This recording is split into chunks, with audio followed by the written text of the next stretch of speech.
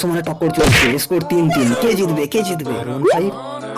R15 RS কি confuse? ভিডিওটা শেষ পর্যন্ত দেখলে তোমার সব কনফিউশন দূর হয়ে যাবে, কারণ তোমরা দেখছো আমার বাইক রিলেটেড শো বাইকবাজ, যেখানে আমি খুঁজবো দুটো বাইকের মধ্যে অমিল কি কি আছে এবং পয়েন্টের মাধ্যমে একটা ভোট করে দেখে নেব কে এগিয়ে। তো বন্ধুরা, ভিডিও শুরু করার আগে যদি তুমি R15 লাভার হও তাহলে লাইক করো, আর RS এর দেওয়ানা হলে কমেন্ট করো। আচ্ছা, আর যদি আমার মতো তোমার মাথাতেও সর্বদা বাইক ঘোরে তাহলে অবশ্যই সাবস্ক্রাইব করো। তো চলো শুরু করা যাক। নতুন জেনারেশনের পছন্দের এই দুটি বাইকই ফুললি ফেয়ারিং অসাধারণ লুকের একটি স্পোর্টস বাইক। প্রথমে এই ইঞ্জিনের দিকে চোখ রাখলে দেখা যায় R15 V4 155cc লিকুইড কুল ইঞ্জিনের সঙ্গে আসে। সেখানে পালসার RS 199.5cc লিকুইড কুল ইঞ্জিনের সাথে উপলব্ধ, অর্থাৎ প্রথম পয়েন্ট যাচ্ছে RS এর করে। মিউজিক। যেখানে R15 V4 10,000 RPM এ 18.1 bhp পাওয়ার এবং 7,500 RPM এ 14.2 Nm টর্ক উৎপন্ন করে, সেখানে RS 200 9,750 RPM এ 24.1 bhp পাওয়ার এবং 8,000 RPM এ 18.7 Nm টর্ক উৎপন্ন করতে পারে। সুতরাং পাওয়ারের দিক থেকে পালসার RS 200 এগিয়ে। মাইলেজের দিক থেকে ভার্সন 4 বেশ কিছুটা এগিয়ে। যেখানে R15 V4 45 কিমি পার লিটার মাইলেজ দিতে পারে, সেখানে RS 200 1 লিটার তেলে মাত্র 35 কিমি যেতে পারে। পয়েন্ট 12। ঘন্টায় 140 কিমি ঝোড়ো স্পিড নিয়ে যেখানে RS 200 হাইওয়েতে ঝড় তুলতে সক্ষম, সেখানে R15 V4 145 কিমি টপ স্পিড নিয়ে RS কে বিট দিতে সিদ্ধহস্ত। Point equal. মজা আয়া। ট্রান্সমিশনে তেমন কিছু পার্থক্য দেখতে পেলাম না।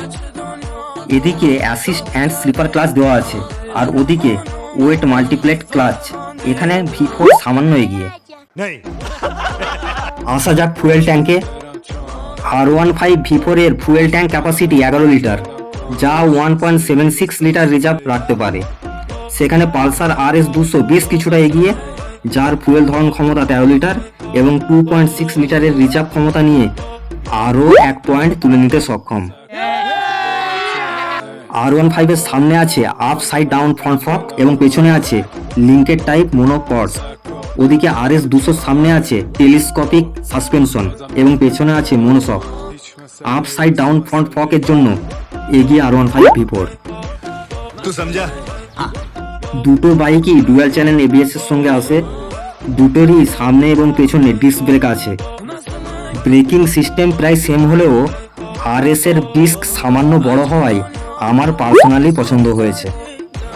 আচ্ছা, দুটো বাইকই 17 ইঞ্চির অ্যালয় হুইলের সাথে আসে।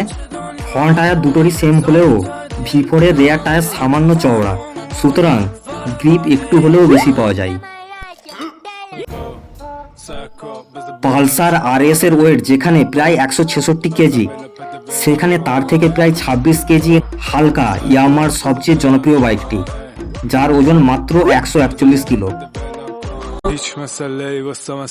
পালসারে সেমি ডিজিটাল এবং R15 এ ফুললি ডিজিটাল মিটার ইউজ করা হয়েছে।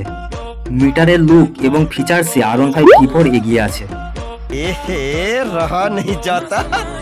লুক নিয়ে কোনো কথা হবে না, দুটোরই লুক অসাধারণ। সিগনালে দাঁড়িয়ে থাকলে প্রত্যেকে একবার হলেও ঘুরে তাকাতে বাধ্য। দুটি বাইকই ছেলেদের ক্লাস, আর বাইক মালিকরা মেয়েদের। উফ, গজব লুক। তবে আমি পার্সোনালি লুকের দিক থেকে V4 কে এগিয়ে রাখবো, কারণ RS 200 ব্যাক সাইড আমার একদম পছন্দ নয়, আর আমি একজন R15 লাভার বস। ঠিক আছে সামারিয়া। R15 V4 তোমরা 7টা কালার অপশনে পেয়ে যাবে। সেখানে RS মাত্র 3টি কালারে উপলব্ধ। R15 এর অনরোড প্রাইস অনেকটাই হাই। কলকাতার বাজারে টপ মডেলের দাম প্রায় 2,32,000 টাকা, সেখানে বাজাজের গাড়িটা অনেকটাই চিপ। কলকাতায় RS এর দাম প্রায় 2,05,000 সামথিং। এখানে বাজাজ অনেক এগিয়ে। ইয়াম্মা তার বাইকটির জন্য মাত্র 2 বছর বা 30,000 কিমির ওয়ারেন্টি দেয়, সেখানে বাজাজ তার এই বাইকটির জন্য 5 বছর বা 75,000 কিমির ওয়ারেন্টি দেয়। এখানে বাজাজ আমার ডিল জিতে নিয়েছে। প্রাইস একটু হাই হলেও quick shifter, traction control, Bluetooth কানেক্টিভিটির মতো কিছু অ্যাডভান্স ফিচার্স ইয়ামাহা এই গাড়িটিতে দিয়ে রেখেছে। আর এখানেই RS 200 পিছিয়ে পড়েছে। बेलीची नागिन निघाली मुन्नावर डोळा लागला। মুদ্রা কথা, দুটো বাইকই ভালো, বাকিটা তোমার উপর। RS 200 বেশি পাওয়ারফুল মেশিন, তবে R15 V4 এর পারফরমেন্স বেশি ভালো। কোন বাইকটা নিতে চাইছো নিজের দিলকে জিজ্ঞেস করো। দিলের উপর কেউ না, অন্যের যুক্তি নয়, নিজের পছন্দকে প্রাধান্য দাও, না হলে পরে পস্তাতে হতে পারে। দেখা হবে পরের ভিডিওতে। ভালো থাকবে। খোদা হাফেজ।